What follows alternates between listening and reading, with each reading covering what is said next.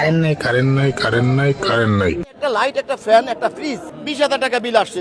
দেখা যায় না আপনার 70 ইউনিট হবে। এই মিটারটা কোনো কানেকশন ছাড়াই অটোভাবে চলছে। এটা যখন গ্রাহক প্রান্তে লাগাবো, গ্রাহক যদি ঢাকা থাকে বাড়িতে নাই, কিন্তু গ্রাহক যেদিনকে বিলের কাগজ যাবে সে দেখতে পাবে যে তার অনেক টাকার বিল আসছে। এই যে মিটারটা দেখছেন কোনো সংযোগ নাই, বিল উঠতেছে, অনবরত বিল উঠতেছে। এখন একটা গ্রাহক যখন মাসে তার 200 টাকা বিল ওঠার কথা, সে 6,000 10,000 টাকা বিল উঠবে, সে অবশ্যই আমাদের সাথে খারাপ আচরণ করতে বাধ্য হবে। দেখছেন একটা বাস মাঝে লাল মাল বিদ্যুৎ নাই, এটা কিভাবে বাস মারে আপনি আমার বুঝান। এটা লাইন সংযোগ আছে, কিছু আছে আমার হাতে, এটা কেন বাস মারবে? যে কোম্পানির কাছ থেকে মিটারটা তারা অর্ডার করে, ওই কোম্পানির সাথে তারা অবশ্যই অভ্যন্তরীণ কোনো বিষয় আলোচনা করে যে আমাদের এইটা একটু এই মানের করে দিবা, দিলে আমরা তোমার বাড়তি টাকা দিব। দুর্নীতির বাণিজ্য তো আছেই। দেখা গেল আমাদের কাছ থেকে নিতেছে হলো 1300 টাকা একটা মিটারের মূল্য, বাট ওই কোম্পানির কাছ থেকে কিনে আনতেছে মাত্র 400 টাকা, আর 900 টাকা পকেটে ঢুকাইতেছে। এমন একটা নিয়ম করে বৈশা আছে ওরা, খিলকাতে এসি রুমে বৈশা আপনি বিদ্যুৎ ব্যবহার করেন না করেন, আমরা যদি মিটার ইউনিট থাকে আপনি দিতে বাধ্য, আপনি দিতে। এই মিটারটা একবার একটা নিম্নমানের মিটার, যেটা মনে করেন আপনার কয়েকদিন লাগালে, আমি কয়েকদিন আগে একটা সুপারস্টার মিটার দিচ্ছে, এটার মধ্যে সেম, একবারে সেম। ওনারা কয়েকদিন পরে নাম চেঞ্জ করে, সুপারস্টার লাগাইছে, যেমন আমাদের বাংলাদেশের ব্র্যান্ড সুপারস্টার, ওরকম ঠিক এরকম নাম চেঞ্জ করে এই মিটারটা অবিকল বানায়। এটার যে পাঁচটা, ওই পাঁচটা ওখানে বসিয়ে দেয়। 3 দিন পরে লাগানোর পরে দেখা যাচ্ছে গ্রাহকের মিটারটা নষ্ট। আমি নিজে একটা মিটার লাগাইছি, ওই মিটারটা আপনার 3-4 দিন পরে নষ্ট হয়েছে।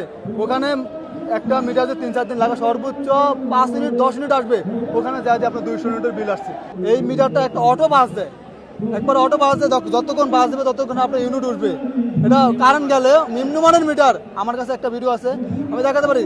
সেই ভিডিওটা নিম্নমানের মিটার, আমাকে গ্রাহক আজকে কয়েকদিন ধরে ফোন দিয়েছে, শুধু পাঁচ মারে, বৃষ্টিতে ঝড় বৃষ্টি কারেন্ট ছিল, বন্ধ ছিল, তখন পাঁচ দিয়েছে অটোমেটিক। যেখানে 200-300 টাকার বিল আসার কথা, যেখানে 300 টাকার বিল আসার কথা, সেখানে আপনার বিল আসতেছে 2400 টাকা, 2500 টাকা। এগুলো আরবি আমাদেরকে মাঠে নামিয়ে সে খেলা দেখতেছে, তামাশা দেখতেছে। আমরা এখানে আসছি ওই আরবির পতন ঘটানোর জন্য। এই মিটারটা কি চালু আছে এখন? হ্যাঁ, এই মিটারটা চালু আছে এখন পালস মারছে।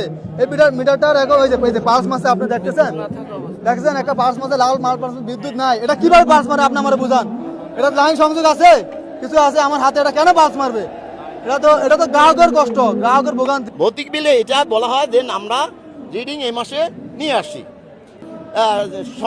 এই সমস্যাটা গ্রাহক সাথে সাথে অফিসে আসবে, অফিসে আসলে এখন এখানে 20,000 টাকা বিল আসছে। 20,000 টাকা, আমি তো সঠিক রিডিং আনছি, তো সঠিক রিডিং আনার পরে আপনার এখানে যে বিলটা হয়েছে, এই বিলটা তো গ্রাহক দিতে বাধ্য থাকবে। অফিসের কথা যে আপনার মিটারে রিডিং আসছে, আপনি দিতে বাধ্য হবেন।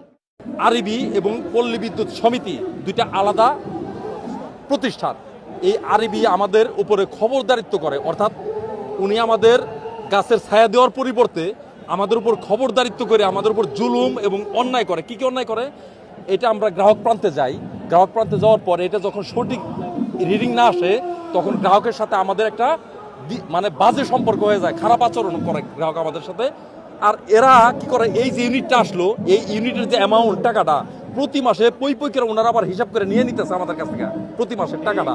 ঠিক আছে, মজা পাই ওইখানে বসে মজা নিতেছে, আর গ্রাহকের সাথে আমাদের একটা দ্বন্দ্ব বাজায় দিতেছে।